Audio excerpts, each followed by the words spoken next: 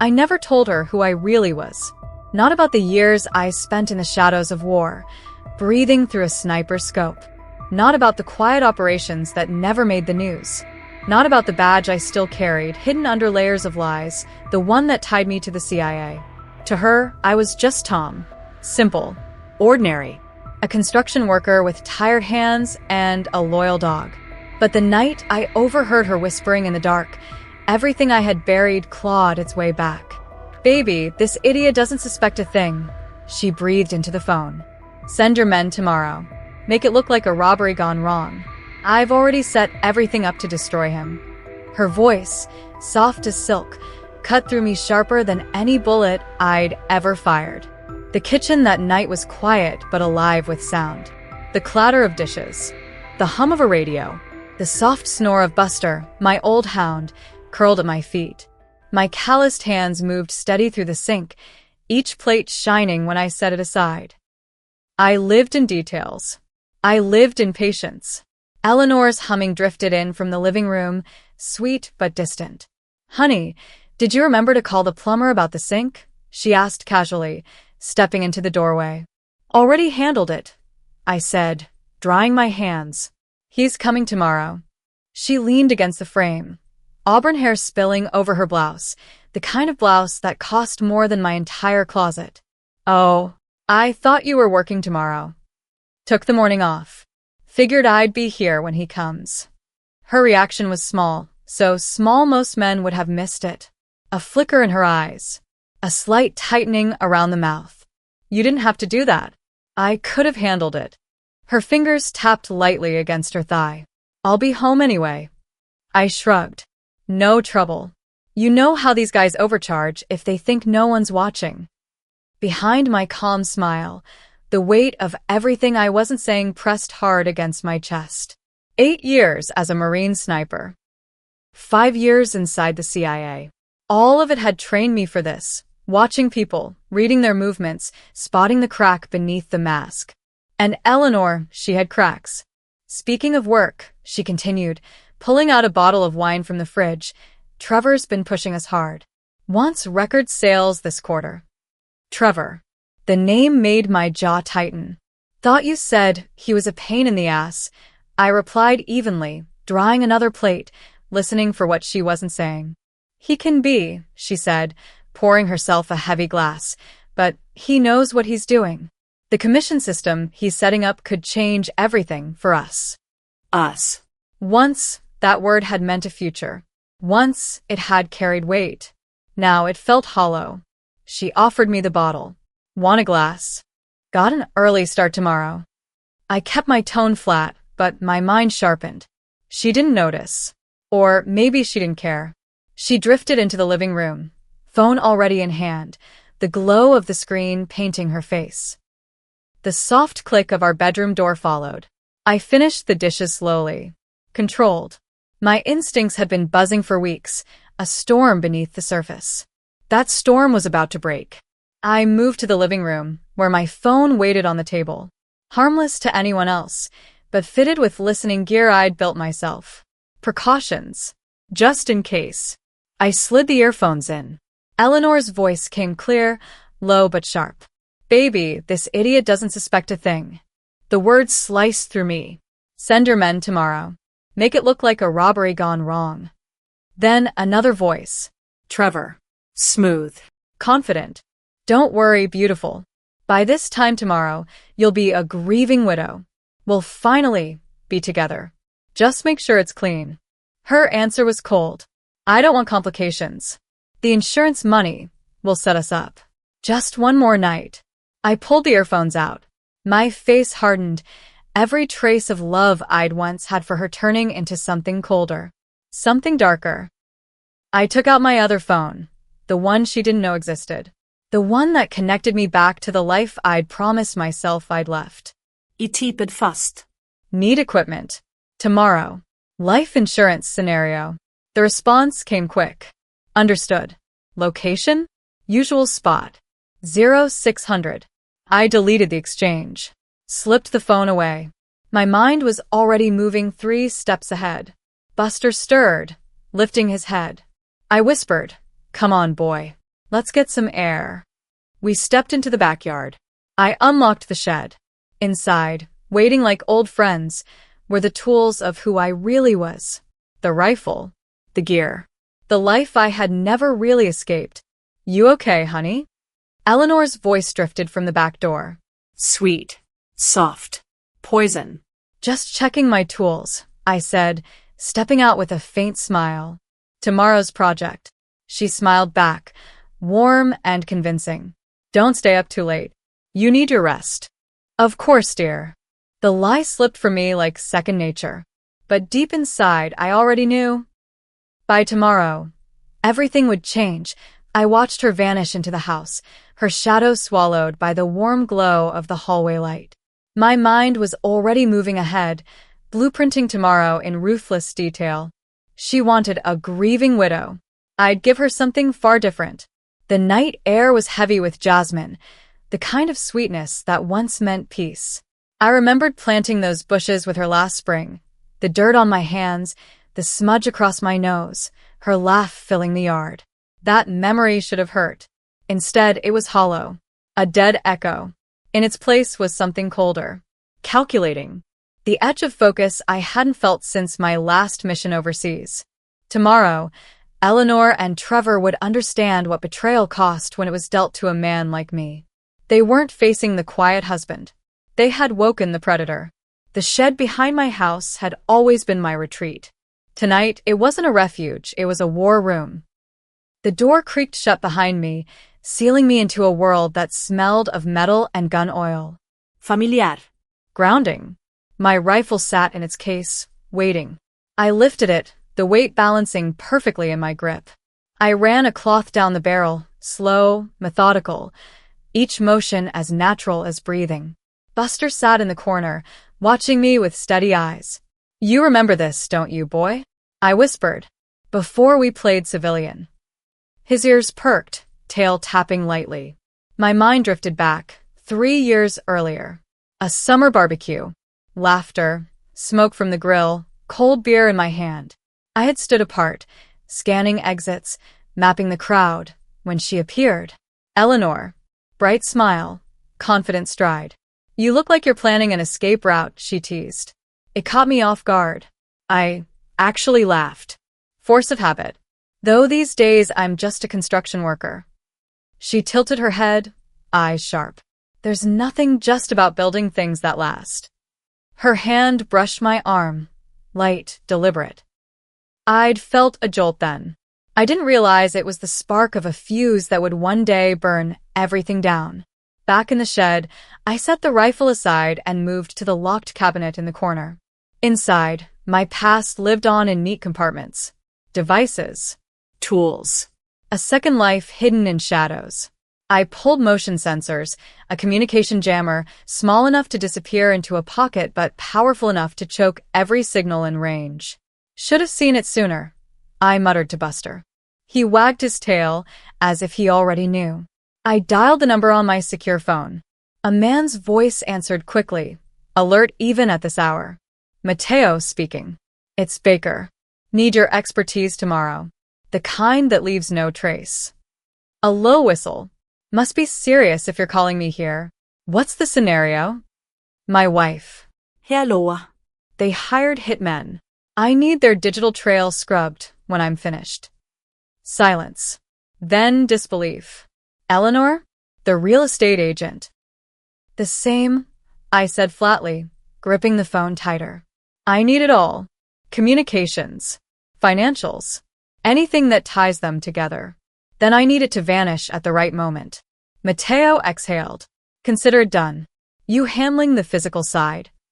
Already in motion. Joey's Diner, 1400 tomorrow.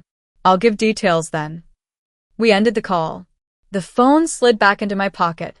I returned to my work with a steady calm that only sharpened with every piece of equipment I laid out. One by one, I unpacked cases that would transform my home into something else entirely.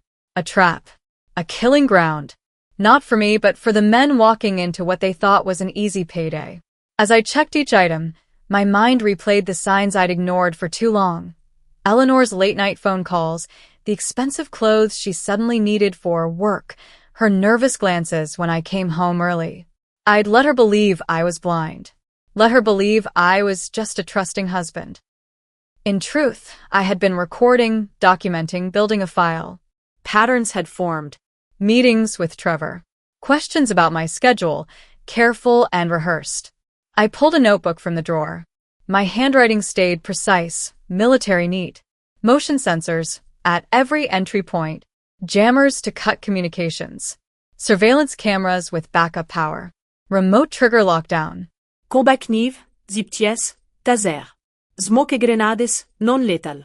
First aid kit for questioning. Every item served a purpose.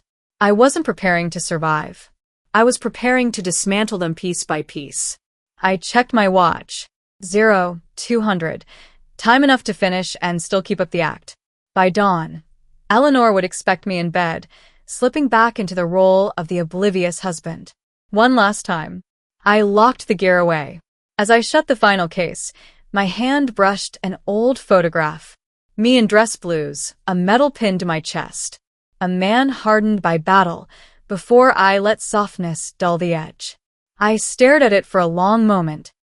Time to remember who you are, I muttered. Buster followed as I locked up the shed. Through the kitchen window, I saw her. Eleanor, in a nightgown, pouring tea like the world was hers. Calm. Relaxed. Confident. She had no idea. I opened the back door, face set in quiet ease, the mask of a man she still thought she controlled. Sorry. Lost track of time out there. Eleanor's voice floated from the kitchen. She turned, carrying a mug, her smile flawless, rehearsed. I made you tea. Chamomile. Helps you sleep. I accepted it, the warmth of the cup pressing into my palms. Thanks, honey. I didn't drink. I never would. You heading to bed? I asked. In a minute. Her eyes stayed on her phone. Just need to check one last email. From Trevor. About tomorrow's listings. I nodded, watching the way her fingers tapped, quick, deliberate, like each keystroke was a lie dressed in plain clothes. Every move filed away in my mind. Every word another piece of evidence. Tomorrow she'd learn what betrayal cost. Tonight, I played the part one final time. I set the untouched tea aside, slipping past her gaze, and headed upstairs. In our bedroom, I moved through the motions of normalcy, brushing teeth, folding clothes, setting the alarm. My body performed the routine automatically, but my mind worked elsewhere, calculating angles, timing, contingencies. They thought they were hunting prey. They were wrong. The hitmen would walk into a place they didn't understand. My ground. My rules. My kill box. When I finally lay down, Eleanor slid close, curling against me like always. For a second, I allowed myself to wonder, what if? What if she had been the woman I once believed she was? But the thought died quick. I buried it deep, locking it away with everything else I couldn't afford to feel. The woman beside me wasn't my wife anymore. She was a target, a liability, just another crosshair waiting to tighten.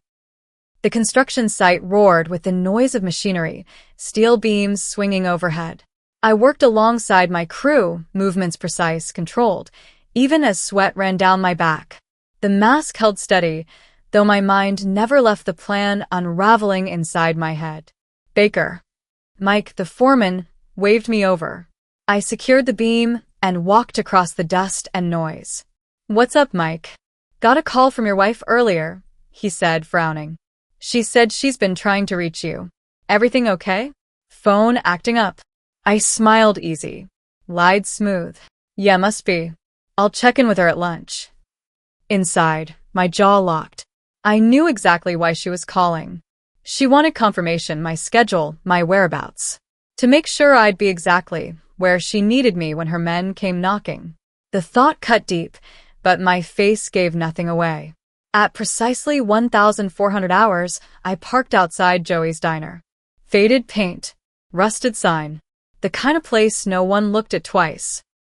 Perfect for the kind of conversation that couldn't exist anywhere else. Mateo was already inside, tucked into a booth at the back. Same as always, thin frame. Restless energy. eyes that darted like they knew too much. "You look like shit," he said as I slid in across from him. "Save it." I dropped a USB drive onto the table. "I need everything on here processed by tonight. Priority is financial transactions between Trevor Morrison and offshore accounts. I want names, numbers, all of it." He picked it up, rolling it between his fingers. "Rush job. High risk. That's gonna cost. Money's not an issue." My voice didn't waver. "Trevor's accounts will pay the bill." The waitress wandered close, but one glance at my face sent her retreating. Mateo leaned forward. "Talk me through what you've got." I pulled out my phone and slid it across. Photos filled the screen. Trevor, his smug face in shadowy meetings with 3 men I'd tracked for weeks. They've been in his orbit. Regularly. I want their comms monitored, movements logged. When it breaks, they're cut off. No backup. No escape. Mateo whistled low. Jesus, Tom. "You're not just planning to get out alive. You're going to wipe them off the board." They made their choice. My voice carried steel.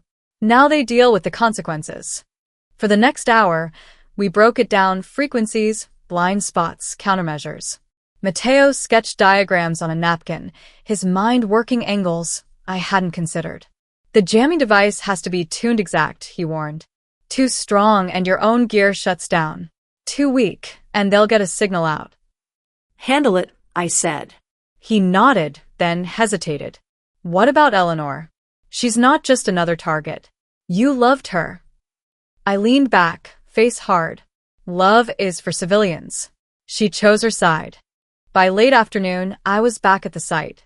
Put in just enough time to keep my cover, then faked a headache and left early. My crew wished me well. They had no idea their quiet coworker was walking into war. At home, I moved like clockwork. Sensors at every door and window. Cameras tucked in plain sight. Smoke detector, wall clock, electrical outlets. All routed back to the shed. My phone buzzed. Eleanor. "Hey, honey," she said, her voice soft, dripping with concern. "Heard you weren't feeling well. Want me to pick up some soup on the way home?" "That'd be great," I answered, lacing my words with just enough weariness. "Might turn in early tonight. Poor baby. I'll take care of you." The call ended. My lips curled into a grim smile. She thought I was blind. She thought I was hers to play. Another buzz. This time from Mateo. "Equipment ready. Package includes extras. Don't open the red case until you need it." I picked up the package from our drop, a storage locker at the local gym. Inside was everything I'd ordered, plus more. Extras. Surprises. Mateo had gone above and beyond. The red case sat heavier than the rest. I flipped the latch, opened it just enough to see what waited inside. A surveillance system, sleek and advanced, years ahead of what I'd requested. I shut it again, breath steady. Tomorrow, I'd need every edge. And tomorrow, I'd have it. I carried the gear to my truck in plain sight, every move slow, unhurried, nothing out of place. To the neighbors, I was just a man hauling tools after a long day. They couldn't see the truth. The crates and cases weren't filled with drills or wrenches. They were weapons. They were the means by which I would decide who lived and who didn't. Back home, I went back to work. Installing, checking, testing. Each device slid into place with practiced ease. Every sensor, every jammer, every hidden camera tightened the net around my house. Eleanor thought this place would be my coffin. She had no idea she was standing inside a fortress. My phone buzzed. A message from her. "Picking up soup now." "Need anything else?" I typed back. "Just you." The words burned as I pressed send. The lie tasted bitter, but the roll had to hold. While I waited for her, I ran through everything again. Motion sensors, armed and feeding to my modified phone. Cameras, all streaming live to both my shed and the secure cloud Mateo built for me. Jammers, ready to turn the street into a silent void the moment I flipped the switch. Headlights cut across the driveway. Eleanor's car. Showtime. I slipped onto the couch, body slumped, face pale. The picture of a man who'd caught a bug. I didn't have to fake exhaustion. I just had to fake weakness. Honey, I'm home, she called, heels clacking on the floor. A second later, she was in the kitchen, waving a paper bag. Got you that chicken soup you like. Through half-shut eyes, I watched her move. Every detail rehearsed. The doting wife, worried husband on the couch. A perfect act. Almost. Her phone buzzed, and she checked it too quickly, thinking I wasn't looking. Trevor's being impossible again, she sighed, sliding the steaming bowl onto the table. Wants updated listings by tomorrow morning. Can it wait? I asked softly. For a fraction of a second, her body stiffened. Barely noticeable. But I saw it. Her laugh came too light, too rehearsed. You know how real estate is. Always on call. She leaned down, kissed my forehead like I was some fragile thing. Eat your soup. I'll finish these emails in the study. I nodded, spoon in hand, pretending to eat. Meanwhile, my phone showed me the truth, her fingers flying across the keyboard, not working on listings but coordinating with Trevor. Hours passed. She checked on me, all gentle concern. I coughed a few times, shifted uncomfortably. The picture of a sick man. A sick man about to die. I think I'll turn in early, I rasped around 9. Don't stay up too late, I added. I won't. Her voice warm, perfect. Just a few more emails. Later in bed, I lay still listening. Through my earpiece, I heard everything. It's set, Eleanor whispered into her phone downstairs. He's sick, barely moving. Tomorrow he'll be sleeping heavy. Your guys know what to do. Trevor's smooth, oily voice filled my ear. All arranged, baby. This time tomorrow you'll be a wealthy widow. Insurance won't suspect a thing. I closed my eyes, not to rest, but to sharpen, running through every contingency, every angle, every possible failure. There were none. The mattress dipped when she came to bed. She curled into me. The gesture almost broke me, not out of love, but out of rage. To feign closeness with the man you'd already buried in your mind? That was a cruelty no battlefield had ever taught me. Feeling any better? She whispered. Getting there, I murmured. My voice steady, my role intact. Her breathing slowed, settled into the rhythm of sleep. I didn't move. My eyes stayed open. My mind awake. I wasn't Thomas Baker, construction worker. I wasn't a husband. Not anymore. I was the predator they had woken. I was the ghost they couldn't outrun. Tonight I waited. Patient. Silent. Coiled in the dark like the snake in Eleanor's carefully tended garden. She and Trevor thought they had orchestrated my end. In truth, they had engineered their own. The nights stretched long. The only sounds were Eleanor's steady breathing and the occasional shift of her body against the sheets. I remained still, my energy stored, my focus unbroken. They wanted a widow. They wanted an insurance payout. They would get neither. I moved through my morning like any other day. Calm. Methodical. The kind of routine that concealed a storm beneath the surface. My muscles coiled, ready, but my face wore nothing but ease. The radio hummed low in the kitchen. Bacon popped in the skillet. Eleanor sat at the table, sipping coffee, scrolling her phone. You're up early for someone who's sick, she said, nails tapping the screen. Couldn't sleep, I answered, sliding a plate of eggs and bacon in front of her. Figured I might as well make breakfast. Her phone buzzed again. She glanced down, trying to smother the spark of excitement in her eyes. Trevor's pushing for morning showings, she said, voice casual but pulse quickening. I should head out soon. Be safe, I told her. Heard there'd been break-ins around the neighborhood. Her hand hesitated on her purse strap. Oh, I hadn't heard that. Just something Mike mentioned at work. I leaned in, kissed her cheek. She tensed. Just enough to confirm what I already knew. Have a good day, honey. She smiled, forced and left. The moment her car vanished down the street, my expression hardened. The act was over. I activated the system, watching Eleanor through my phone. 2 blocks away, she pulled into a lot, phone already to her ear. It's done, she said. He's homesick, clueless. Your boys can move in whenever they're ready. Trevor's voice purred through the feed. Perfect, baby. The team will be there in 20. Remember, act surprised when you get the call. The grieving widow routine has to be flawless. Eleanor laughed. Don't worry. I've been practicing my tears in the mirror. I cut the audio feed and set the phone down. My jaw locked so tight it ached. Enough listening. Enough waiting. It was time to move. The shed was ready. My war chest.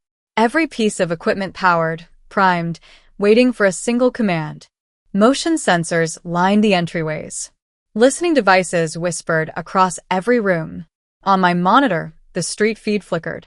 The black SUV rolled past for the third time. Circling like wolves, sniffing the air. My phone buzzed. Mateo. They're using basic comms, he reported, voice comm clinical. Encrypted, but nothing special.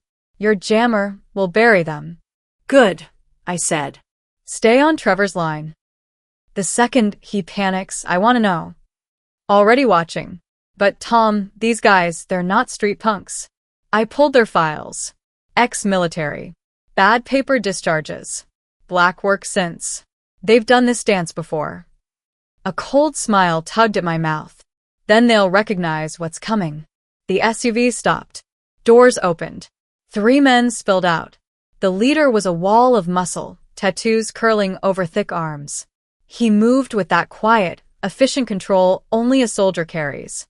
The other 2, leaner, faster, flanked him like shadows. They approached my door. Police. Open up, the leader barked. A kick followed, splintering the wood. I flicked the switch. Jammers live. Through the feed I saw the leader tap his earpiece. Static. Tried his phone. Nothing. Comms are down, he growled. Stick to the plan. Quick and clean. Weapons came out. They spread like a pack, confident, precise. They cleared the living room, the hall. Empty. Their confidence grew. Time to change that. I triggered the first trap. A sonic pulse ripped the air. The leader staggered, hand clutching his skull. What the hell was that? One man shouted. Keep moving, the leader barked, shaking it off. He's here somewhere. I watched them through shifting camera angles. They were sharp, checking corners, covering each other. But sharp didn't matter. Not when I could see every heartbeat, every breath. The leader reached the kitchen, motioning his men upstairs. Perfect. I hit the locks. Steel doors slammed shut. Upstairs, one man cursed. Doors won't budge. We're locked in. The leader's jaw flexed. Phone again. Static. Panic crept into his movements. This isn't. The house went black. Emergency lights flooded everything in a red glow. Shadows stretched across the walls like claws. Forget the plan, the leader barked. Find him. End it. I slid through the hidden passageways, soundless, watching their heat signatures flare across my tactical display. The leader was alone now, weapon raised, eyes cutting through the kitchen. I pulsed the emitter again. Stronger. His body crumpled, one knee buckling as the sound shredded his balance. I stepped out of the panel behind him. Silent. Swift. The taser cracked. He hit the floor hard, convulsing once before the world went black. Marcus? You good? One of the others shouted from upstairs. Silence. I dragged him into the basement, zip ties binding him tight. His weapon stripped, his body slumped. 1 down. 2 left. The others moved tighter now, back to back, weapon sweeping. Training took over. But fear had its claws in them. Their hearts thumped loud enough I could almost hear it through the walls. This isn't right, one muttered. We're being hunted. Shut up. Stay sharp. I lured them with sound. Recorded footsteps down the hall. They tracked it, shoulders taut, barrels raised. I sealed the master bedroom door behind them as they entered. It's a trap. Gas hissed through the vents. A mild sedative, invisible, merciless. They fired wildly, rounds hammering into reinforced walls, useless noise. Minutes passed. The coughing started. Then the swaying. Then the collapse. When the room fell silent, I slipped in wearing my mask. Calm. Measured. They lay sprawled on the carpet, out cold. I secured them both, dragging their bodies one by one into the basement. Now, all three were mine. Back in the shed, my monitors showed Eleanor pulling into a lot across town, stepping out with a smile for her first showing. Trevor's voice cracked through her phone. "The team's not responding. Something's wrong." "What do you mean, wrong?" Eleanor asked, her polished mask slipping just enough to show the cracks. "They're professionals. They don't go dark. I'm heading over." "No," panic sharpened her voice. "Stick to the plan. They'll call when it's done." She had no idea. I checked the basement feed. The men were stirring, groaning, pulling against their restraints. I switched on the camera, my voice carrying through hidden speakers. "Welcome back, gentlemen," I said. Cold, controlled, the way I used to speak on missions that never made the news. "Let's talk about Trevor Morrison, shall we?" The basement stank of sweat and fear. The air was heavy, the silence thick. The leader, Marcus, tested his bonds, muscles straining. The other two shifted, eyes darting to him, then back to me. "You chose the wrong house," I told them, my voice cutting like steel. "The wrong man. The wrong job." Marcus tried the tough act. "Look, man, it's just business. Nothing personal." My fist cracked his jaw before he finished. His head snapped sideways, spit and blood flying. "Attempting to murder me for my wife and her lover?" I leaned closer, voice low, sharp as a blade. "Feels personal to me." The other two froze. The words hit them harder than the punch.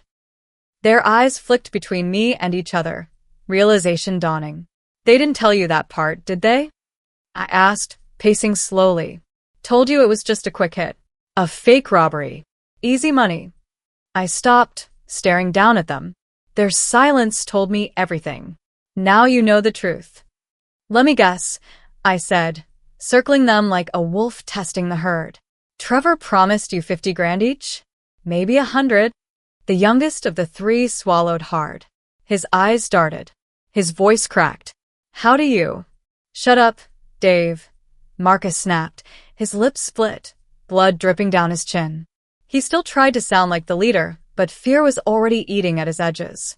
"No," I said, leaning in close enough for him to smell the steel in my voice. "Dave's right to be concerned. Because right now Trevor's realizing something's wrong. He's scrambling. He's probably on the phone this very second, making calls, building an exit plan. And you and I both know he doesn't pay for failures." Marcus's eyes narrowed. "You don't know Trevor." "Oh, I know him better than you think." I pulled up my phone, screen glowing with the files Mateo had gathered. "I know this isn't your first dance together. 3 jobs in the past year. All successful. Until today." I swiped through the files, shoving the screen in front of his face. The Newman job. The Richardson case. The accident at the marina. Ringing any bells? The silent one, Tony, cursed under his breath. His poker face cracked. That's what I thought. I paced in front of them, my boots heavy on the concrete. "Here's how this plays out. Trevor will come looking for you. And when he does, he'll find exactly what I want him to find." I picked up the camera from the table, its lens catching the dim basement light. "You're going to send him a message." Marcus barked a bitter laugh, his teeth stained with blood. "We're not saying a damn thing." I laughed too, but my sound carried no warmth. Just the echo of something sharp and broken. "You misunderstand. I don't need your words. Your faces will do all the talking." The red light blinked on. The camera streamed directly into Trevor's office system, Mateo's back door prying it wide open. 3 killers appeared on his pristine corporate monitor. Bound, beaten, afraid. I leaned close to the lens, speaking directly to the man who wanted me buried. "Trevor, I know you're watching. You thought you paid for my death. What you bought was a front row seat to your own destruction. Keep watching." I shut the feed, then turned back to my guests. "Now, let's talk about those other jobs." Time became elastic in the basement. Hours stretched, punctuated only by the rhythm of questions and the slow cracking of men who had thought themselves unbreakable. I didn't need chains or blades. I had leverage. I had patience. I had truth. Dave crumbled first. His words spilled out fast, desperate. Contracts. Names. Drop sites. Every detail he thought might save him. Tony resisted longer, but fear chewed through his resolve. He folded, his voice low, defeated. Marcus held out. The soldier in him clung stubbornly to silence. But when I played recordings of Trevor on the phone, already selling them out, already painting them as rogue operators, his mask shattered. That snake, he spat. We did everything he asked, and he's already cutting us loose. He's not just cutting you loose, I said, voice flat. He's calling his contacts in the police department, framing you as extortionists who turned on him. By tomorrow morning, you'll be the headline. His scapegoats. Tony's shoulders sagged. His voice carried the sound of a man who knew the ground had collapsed beneath his feet. What do you want from us? Everything, I said. Every name, every payoff, every crime. Dates. Places. Who signed off. Who got rich. I held up the recorder, red light glowing. Consider this your insurance policy. As their confessions poured out, my phone lit up with Mateo's updates. Trevor's panicking. 6 different calls in an hour. Tried to access his offshore accounts. Already locked out. He's unraveling. I typed back. Keep the pressure on. Phase 2 starts soon. Then I turned to my captives, their faces pale under the basement lights. Comfortable? Good. Because tonight we put on a show. One that will tear Trevor's empire to the ground. I set up more cameras, adjusting angles, tightening focus. Their confessions would be broadcast. Unfiltered. Public. But first, a personal touch. On a side monitor, I pulled up the feed from my house. Eleanor was home. She paced like a caged animal, phone pressed to her ear, her voice taut with panic. Trevor's not answering. Something's wrong. The team should have called by now. I smiled, cold as stone. Watch this, I told my prisoners. I pressed a button. Eleanor's phone rang. Hello. Her voice trembled, just slightly. Check your email, I said through the voice modulator. She sprinted to her laptop. When she opened the file, I watched the blood drain from her face. First came the video, her and Trevor whispering about the hit. Then the footage of her rehearsing her grieving widow act in the bathroom mirror. Her voice cracked. Who is this? What do you want? Justice, I said. Tell Trevor to check his company's website in 1 hour. The truth is coming. I cut the line, turned back to the 3 broken men before me. Now, gentlemen, it's time to burn Trevor Morrison's kingdom to the ground. The sun was barely crawling over the horizon when I moved to the final phase. The basement was ready. My 3 captives sat under the harsh glow of the camera lights. Their confessions were recorded, edited, sharpened. Above us, Eleanor was frantically dialing Trevor, still believing she was the puppet master. She didn't realize the strings had already been cut. It's time, I said, checking the monitors. Mateo had worked his magic. Trevor's company's site was already buckling under unusual traffic. Soon, every eye that mattered would be watching. I looked at my captives. Ready for your moment of fame? Marcus glared. Dave and Tony only looked beaten. I hit the switch. Trevor's glossy corporate homepage dissolved into a live feed of my basement. The world saw 3 killers bound, broken, exposed. I stepped into frame, my voice modulated into something colder, harsher. Ladies and gentlemen, what you are about to see is the truth behind Trevor Morrison's empire. These men were hired to kill me this morning. Instead, they're here to tell you about the other jobs they carried out for him. One by one, the recordings played. Detailed confessions. Mortgage fraud. Extortion. Violence dressed up as business. The viewer count spiked. Mateo seeded the stream across every channel, every platform. The fire spread fast. My phone buzzed. Eleanor again, this time with Trevor on the line. What the hell is happening? Trevor's voice was frantic, stripped of its practiced calm. The office is in chaos. Clients are calling. The board is demanding answers. Eleanor's panic was raw now, the first real thing I'd heard from her in weeks. He knows, Trevor. Whoever this is, they know everything. Shut up, Trevor barked, panic bleeding into rage. I watched them both unravel from the shadows. And I wasn't done yet. Stay where you are. I'm coming over. Don't talk to anyone. Trevor's voice still echoed in my earpiece when I switched the street cameras. His Mercedes tore down the road, headlights slicing the morning haze. He was coming fast. Too fast. Perfect. I looked at the three men tied and broken before me. Your boss is on his way. Let's make sure he gets the welcome he deserves. I triggered the next feed. On the monitors, security footage rolled. Trevor, in grainy black and white, passing envelopes stuffed with cash to the hit squad. His voice filled the basement, calm and smug, talking about problems that needed solving. The men on the chairs lowered their eyes, shame thick in the air.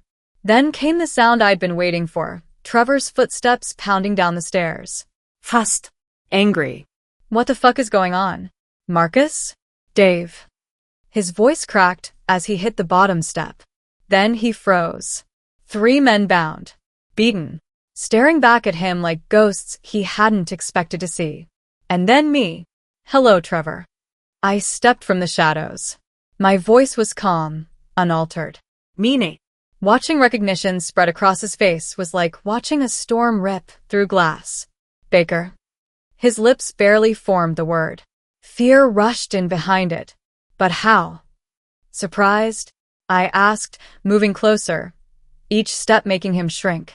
Surprised to see the man you tried to have killed? Did you really think I was just some construction worker swinging steel for a paycheck? His hand twitched toward his jacket. Too slow. I had him pinned against the wall before the thought even reached his muscles. His gun clattered to the floor. 8 years as a Marine sniper, I said quietly, twisting the weapon from his grip. 5 with the CIA. You didn't do your homework, Trevor. You were too busy seducing my wife and planning my murder. Wait, listen. His voice cracked into pleading. We can work something out. Money. I can pay you. I don't want your money. I yanked his hands behind his back, zip-tying them tight. I want your destruction. And guess what? I spun him toward the monitors, where his empire was burning in real time. It's already happening. The company website he worshipped was flooded with comments, shares, chaos. News vans swarmed his headquarters. His polished empire crumbling in high definition. Trevor's knees buckled. No, no, no. Yes. I shoved him into the chair, forcing his face toward the camera. Your turn. Your confession. I won't. His voice was thin. You will. Because if you don't, Marcus and his friends here will tell the police every detail about your other projects, including the ones your family doesn't know about. I laid out the evidence, contracts, transfers, bank accounts, recorded calls. Years of rot. He saw it. He knew it. You've got a choice, I told him. Confess now, maybe see daylight again in 20 years. Or stay silent and I release everything. No deals. No bargaining. Just exposure. Trevor broke. They always do. He talked. About Eleanor. About the plot. About the other jobs, the corruption, the bribes, the murders. His words poured out, live-streamed to a world hungry for blood. The viewer count climbed into 6 figures. He implicated partners, officials, politicians. His confession wasn't just a wound, it was a detonation. By the time police sirens wailed outside, Trevor Morrison's empire was already ash. The basement became evidence central. For men bound, hours of recordings. My dead man's switch already uploading every file if anyone tried to bury the truth. When the officers stormed the house, I met them at the door. Calm. Steady. The picture of a man who had barely survived a home invasion. I gave them my statement, showed them the footage of the break-in, declined to press charges. I didn't need to. The avalanche of evidence would do the work for me. As they dragged Trevor and his men out in cuffs, Eleanor's car pulled up. She froze on the lawn, designer heels sinking into the grass, her carefully curated future collapsing in front of flashing police lights. Mrs. Baker? An officer asked, stepping toward her. We have questions about your involvement with Mr. Morrison. Her face cracked, her mask slipping for the first time. I slipped away before her eyes could find me. The press was already descending, microphones waving like weapons. She could answer for herself now. In my pocket, I carried a note. Small. Simple. I know. And you will see. Mateo's apartment was lit with monitors, the glow painting the walls in shifting colors of chaos. Together we watched. Check this out, Mateo said, pointing at one feed. Trevor's company stock is tanking. Board members calling emergency meetings. His own family's already distancing themselves. I nodded, eyes locked on the implosion. What about Eleanor? Mateo pulled up the police station feed. Eleanor sat across from detectives, her poise crumbling as they replayed recordings of her conspiring with Trevor. Her expensive clothes, her perfect makeup, none of it hid the desperation. She was breaking. I need a new identity, I said, my voice steady. Something clean. Something permanent. You're not staying to watch the whole collapse? Mateo asked, surprised. I set the trap. That's enough. I just need to make sure they can't crawl out of it. I pulled a USB drive from my pocket and placed it in his hand. This has everything. Trevor. Eleanor. All of it. If something happens to me, release it everywhere. You really think they'll still come after you? Trevor has connections we don't even know about. Better to be prepared. I checked my watch. Keep eyes on everything. I have one last stop to make. The house was quiet when I returned. Police tape sagged across the broken door. Inside, evidence markers dotted the floors and walls, each one a reminder of how close they had come. I moved room to room, collecting what mattered. Photos, documents, recordings. Not for me, never for sentiment. For leverage, for insurance. My phone buzzed.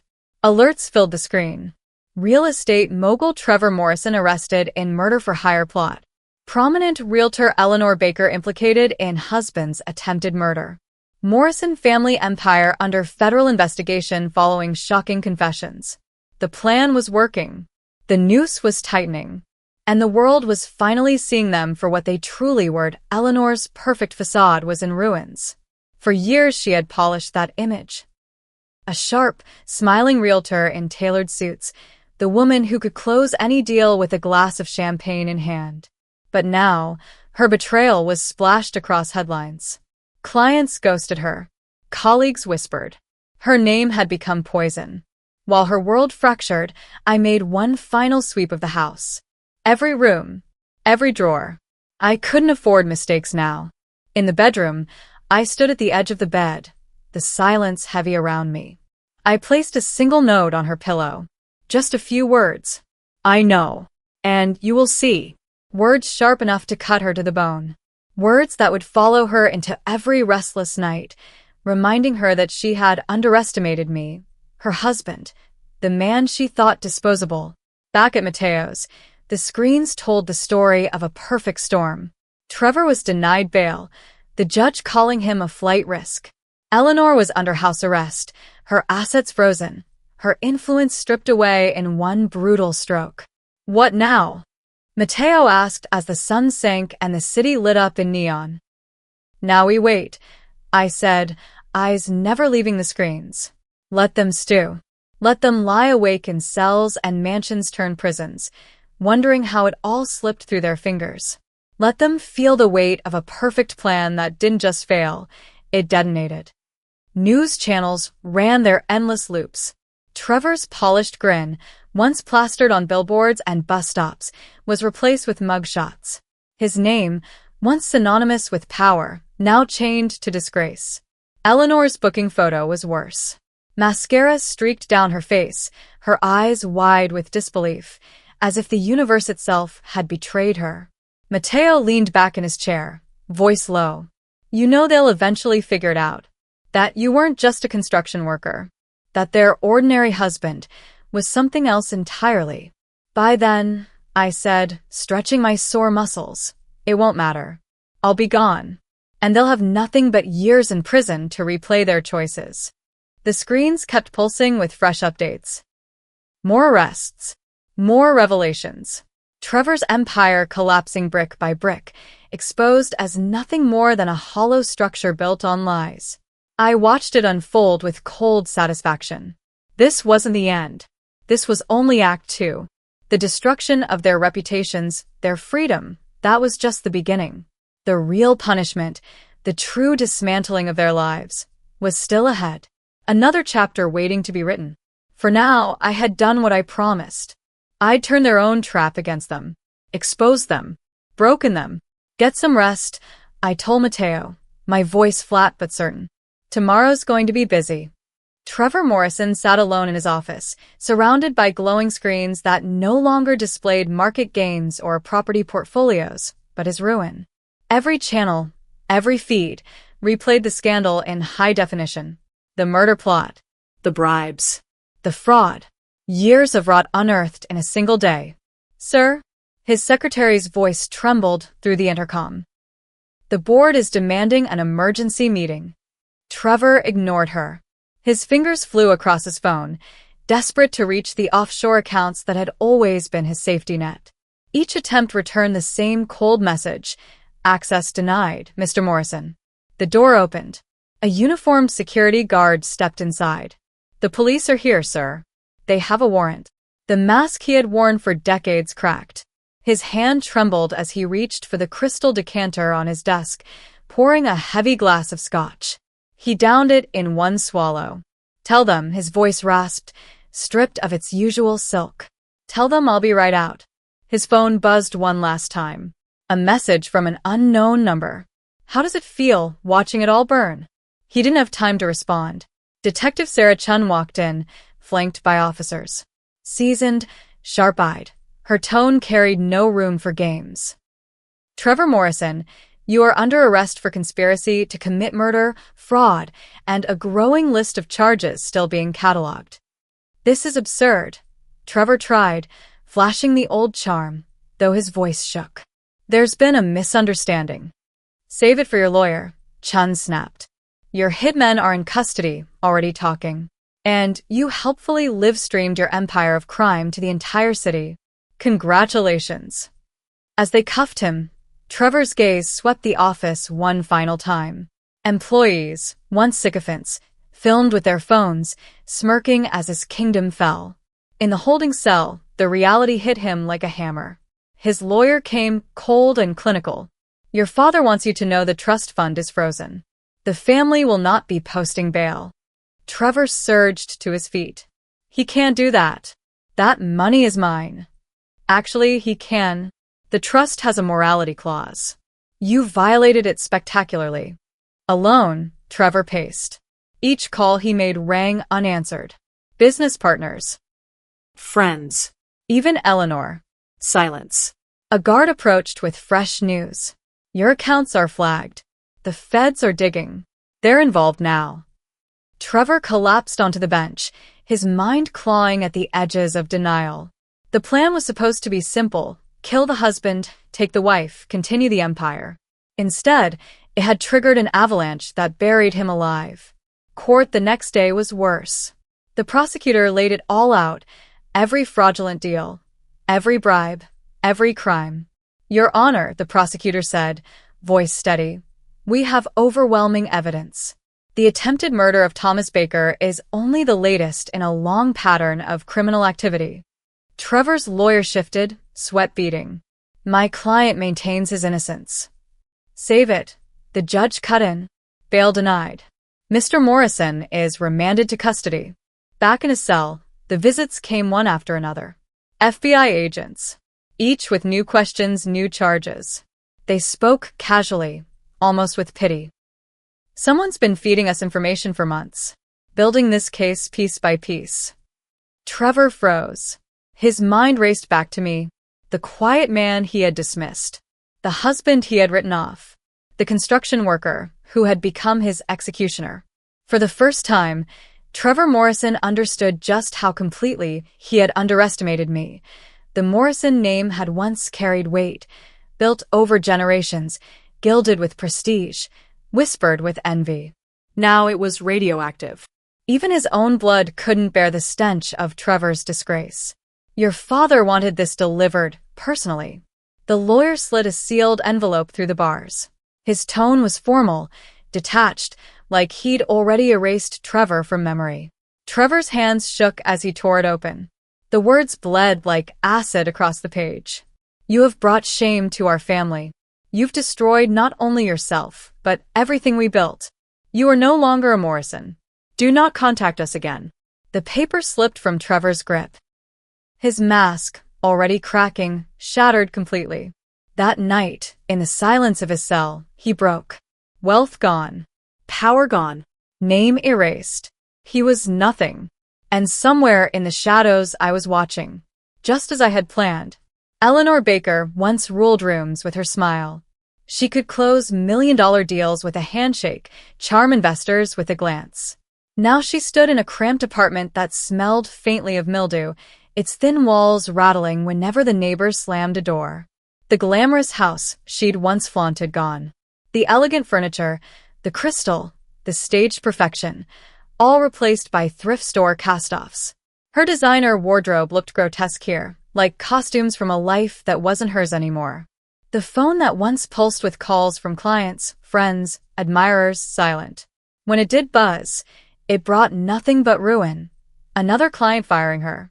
Another friend cutting ties. Another overdue bill she couldn't pay. She checked her bank accounts obsessively, watching numbers shrink by the hour. Her license had been suspended. No firm would touch her now. Even her lawyer, blunt and tired, had said the words she couldn't unhear. You've made a mess, Eleanor. The evidence is overwhelming. Unless you cooperate, you're staring down years in prison. She paced the small room, haunted by the images that had gone viral. Her own voice plotting my death. Her own reflection, rehearsing widowhood in the mirror. Shared thousands of times. Played on every news channel. She had become the face of betrayal, her perfect smile twisted into a meme. A knock at the door snapped her from her spiral. She opened it to find a man in a pressed suit, a polite smile carved into his face.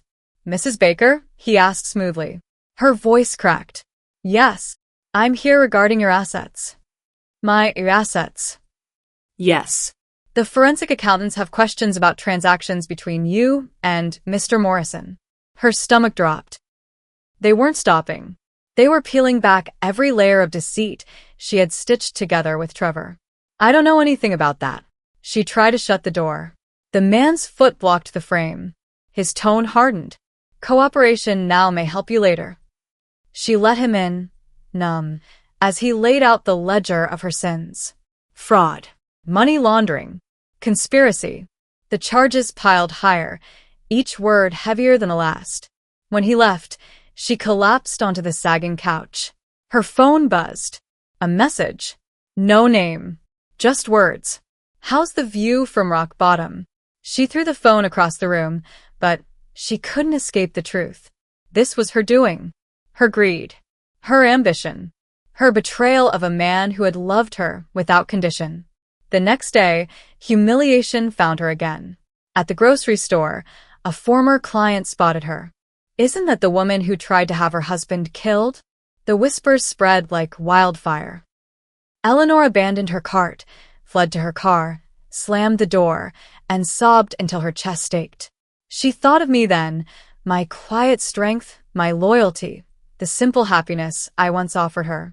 All of it discarded like it meant nothing. A knock on her car window startled her. She turned. A man stood there. Familiar. Unfamiliar. His face was changed, his presence heavier, sharper. Hello, Eleanor, he said. Her window lowered cautiously. Do I know you? You could say that. His smile was thin, dangerous. Recognition dawned slowly, painfully. Tom. And yet not the Tom she remembered. He handed her an envelope. What's this? Your fate. He turned to leave, then paused.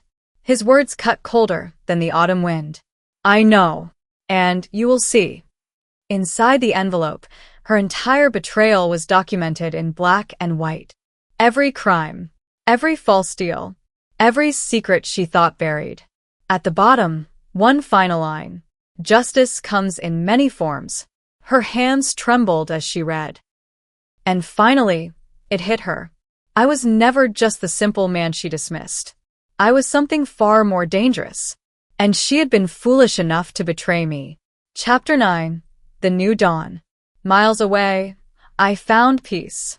My workshop smelled of sawdust and oil. Sunlight filtered through the small windows, dust motes floating like embers. I was bent over an antique table, restoring it with steady hands. Beside me, Buster slept soundly. His muzzle had gone gray, but his loyalty never wavered. The small town fit us both, quiet, ordinary, far from chaos. Here, I wasn't the man Eleanor betrayed. I wasn't the ghost Trevor tried to kill. I was simply James Wilson, a widower who fixed furniture and lived a quiet life. My phone buzzed. Mateo. Updates. Trevor's trial was a bloodbath, the evidence crushing. Eleanor had folded, taking a plea deal, giving up names in exchange for fewer years. The Morrison empire was crumbling as investigators unearthed decades of filth. I set my tools aside, scratched Buster's ears, and moved into the kitchen of my modest home. Paid for with Trevor's own money. A perfect irony. A knock at the door. My neighbor Sarah stood there, holding a pie. "Thought you might want some company for dinner," she said warmly. I smiled. A real smile. "Thank you." Stay. We shared a meal. Talked about simple things. The weather. Local gossip. My small business. To her, I was just James. A man seeking peace. Later, as the sun bled into the horizon, I sat on the porch with Buster at my feet. Another message from Mateo lit my phone. Eleanor sentenced to 15 years. Trevor facing even longer. Their legacies reduced to ashes. I stroked Buster's fur, whispering, "Good boy." We did what had to be done. The betrayal had scarred me. Harden me. But it hadn't broken me. In the quiet hum of this new life, I realized I had found something far greater than revenge. I had found the chance to begin again. In my study, the air always carried a faint scent of oak and whiskey. Behind a panel in the wall sat my hidden safe. Inside, not money, something more valuable. Fragments of my past. Photos. Documents. Recordings. Insurance, in case the world decided to test me again. I had learned my lesson about trust, about lowering my guard. But I had learned something even sharper. The weight of justice. The satisfaction of revenge, not wild and reckless, but deliberate, precise, patient. Eleanor and Trevor had seen me as weak. A fool. A man too blind to notice betrayal staring him in the face. But they were wrong. They'd mistaken restraint for weakness, silence for ignorance. By the time they realized who I truly was, it was far too late. I poured a glass of whiskey, the amber liquid catching the light. Eleanor's face flashed in my mind, her shock when she recognized me in that parking lot. Trevor's desperation as his empire collapsed, his name stripped away piece by piece. I felt no regret. No remorse. They had chosen their path. I had simply walked them to its end. My neighbors saw me differently. To them, I was just a quiet craftsman. The man who restored old wood and kept to himself. Friendly enough. Private. Safe. They didn't need to know about the weapons buried in my basement, the surveillance equipment wired into my attic, the escape routes mapped and rehearsed. Some habits die hard. Some can't die at all. As night fell, I checked the security systems. Every lock. Every camera. Every hidden alarm. A ritual that brought me comfort, a tether to the man I used to be. The house was silent. Secure. But peace isn't the same as ignorance. Not anymore. I had found a new kind of peace. The peace of a man who had faced betrayal, survived it, and sharpened himself in the fire. The peace of a predator who no longer pretended to be prey. Buster stirred in his sleep, paws twitching in a dream. I smiled. We had survived. We had adapted. We had built something new. But we hadn't forgotten. And we never would. Epilogue. 5 years passed. The name Thomas Baker belonged to another life. Here in Cedar Grove, Montana, they knew me only as James Wilson. My workshop had grown from a one-man corner of tools and sawdust into a respected business. 3 employees. A waiting list of clients eager to own a piece of my work. The hum of sanders and the smell of varnish filled the space daily. My hands moved steadily across the surface of a century-old dresser, smoothing scars from the wood the way I had smoothed the scars in myself. On the wall hung Buster's old collar. He'd been gone 2 years, but I still caught myself listening for his paws on the floor. Next to the collar hung a framed article clipped from a city newspaper. Morrison Empire crumbles. Final assets seized.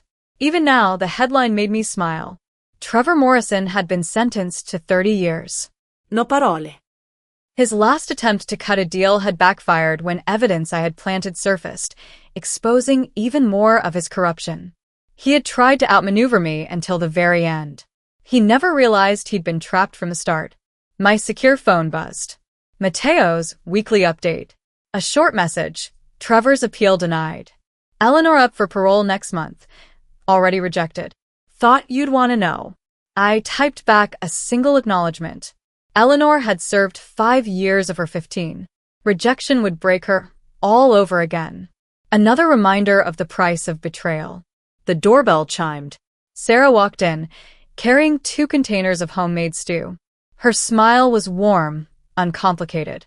Brought your favorite, she said, setting the food on my workbench. How's the Anderson piece coming along?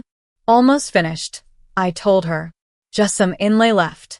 We ate together side by side, talking about small things. The town. The weather. Projects. She ran the local real estate office. Irony not lost on me. But Sarah was nothing like Eleanor. Her success came from honesty, skill, and grit. Did you see the news? She asked. That corruption case back in your old city? I nodded carefully.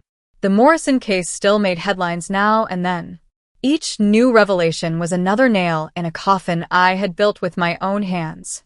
Hard to believe people can be that cruel, she said softly. Plotting to kill someone for money. It's inhuman. Some people deserve what they get, I answered. My voice was calm. Controlled. After lunch, I returned to my routine. Checked my feeds. Every camera angle. Every hidden sensor. My home looked modest from the outside, but beneath its frame it was a fortress. Escape routes. Weapon caches. Surveillance systems my old CIA contacts would have respected. My laptop held encrypted files, each one tracking the remnants of the old world I had destroyed. Trevor Morrison. Still in prison. Multiple appeals denied. His charm gone, replaced by bitterness. His name ashes.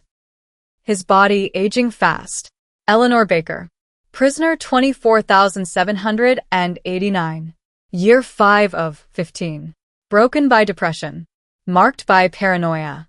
Still obsessed with discovering who I truly was the night I appeared at her car window. Marcus, the hitman, serving 20 years. His testimony had helped bury Trevor deeper, just as I intended. Dave and Tony. 12 years each. Both behaving in prison. Both haunted by the night my home turned into their cage. The Morrison family. Reduced to mediocrity. Wealth stripped. Social standing erased. My carefully planted evidence had ensured their downfall too. And Mateo, my only true ally. With his share of Trevor's hidden fortune, he had built a cybersecurity firm. Legitimate on the surface, but still armed with the tools and connections that had helped dismantle an empire. The notification on my screen blinked again. Another update. Another thread tied off. The past had a way of whispering, but I had learned to live with whispers. And when they grew too loud, I knew how to silence them. Eleanor never stopped searching. Even locked away, stripped of luxury and freedom, she clung to her obsession. She tried to access her old email accounts again, convinced there had to be an answer, a hidden explanation for how her simple husband had engineered her destruction. I knew. I'd seen the attempts. A hidden folder in my system held surveillance photos from inside the prison. Gone were the tailored dresses, the designer heels, the perfect makeup.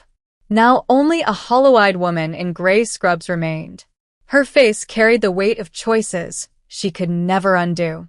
She looked less like the woman I'd once loved, and more like a ghost haunted by her own reflection.